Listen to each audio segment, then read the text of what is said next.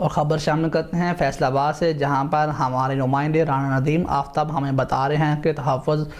ختم نبوت لبیک کشمیر مارچ اپنے مقرر کردہ مقام چونک گھنٹہ گھر پر پہنچ کر اختتام پذیر ہوا ہے، جہاں سے ریلیوں میں عاشقان رسول صلی اللہ علیہ وآلہ وسلم کی بڑی تعداد شریک رہی ہے، جو کہ ختم نبوت کے تحفظ اور کشمیری مسلمانوں کے حق میں بھرپور نعرے بلند کرتے رہے ہیں۔ مرکزی رکن شورا پیر سید سرور شاہ سیفی کی قیادت میں مارچ پرامن طور پر اختتام پذیر ہو چکا ہے۔ تحریک لبیک یا رسول اللہ پاکستان کے ساتھ چلنے کی توفیق عطا فرما، یا میرے مالک کشمیر کے روتے ہوئے بیٹوں بیٹیوں کی غیبی مدد فرما، کشمیر کو آزادی عطا فرما، فلسطین کو آزادی عطا فرما، یا میرے مالک عالم اسلام کے پرچم کو بلند فرما، ہر میدان میں اسلام کا بول بالا فرما،